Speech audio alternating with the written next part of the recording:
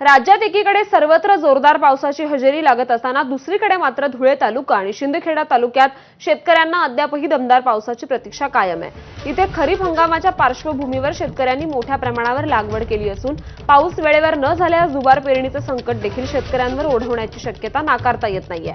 जुलै महिन्याची 13 तारीख उजाडून देखील अद्यापही दमदार पाऊस न झाल्यानं शेतकऱ्यांच्या चिंतेत वाढ झाली आहे। धुळे तालुक्यातील शेतकऱ्यांशी संवाद साधलाय आमचे प्रतिनिधी धनंजय दीक्षित यांनी।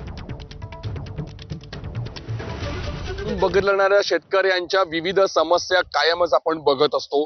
मात्र एकीकडे राज्यामध्ये नदी नाले पूर अशी परिस्थिती निर्माण होत असताना दुसरीकडे मात्र आमचा धुळे जिल्हा अजूनही पावसाच्या प्रतीक्षेत आहे। याला कारण आहे या जिल्ह्यामध्ये अजूनही दमदार पावसाची हजेरी लागलेली नाही। याच्यामुळे शेतकऱ्यांना मात्र विविध संकटांचा सामना करावा लागतोय। आपण बघू शकतोय की कशा पद्धतीने जी जमीन आहे ती कोरडी ढाक पडली आहे। आता या सगळ्या संदर्भामध्ये बोलण्यासाठी काही शेतकरी बांधव आता आपल्या सोबत आहेत। आपण जाणून घेणार आहोत काय मागणी आहे, काय सध्या परिस्थिती आहे। आम्ही जून महिन्यामध्ये कापूस लावला, पाऊसच नाही आला। अक्षरशः आता भेगा पडू लागलेल्या आहेत।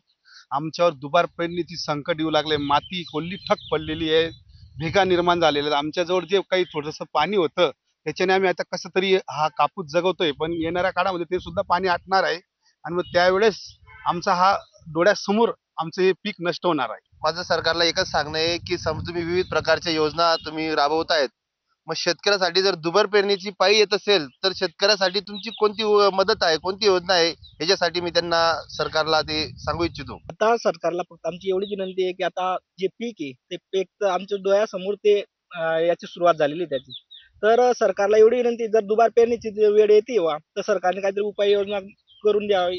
सांगायला आता आहे की बाकी तालुक्यांमध्ये भरपूर पाऊस आहे, पण आमच्या गावामध्ये परिस्थिती अशी आहे की एकदम म्हणजे कोरड सारखं आहे। दुसरी गोष्ट म्हणजे की सरकारने जी घोषणा केली होती कर्जमाफीची, कमीत कमी तो तरी लाभ आम्हाला द्यायला पाहिजे। या शेतकऱ्यांच्या संदर्भात सुद्धा शासनाने व्यवस्थित आक्रमक भूमिका घ्यावी आणि त्या संदर्भातल्या उपाययोजना कराव्यात, एवढीच मागणी शेतकऱ्यांमधून व्यक्त होताना पाहायला मिळते। धनंजय दीक्षित, एबीपी माझा, धुळे। आणि या बातमीसोबतच आता या बुलेटिनमध्ये वेळ झाली येथेच थांबण्याची। पुढील अपडेट्स यामिनी सोबत बघत रहा एबीपी माझा। Weather report.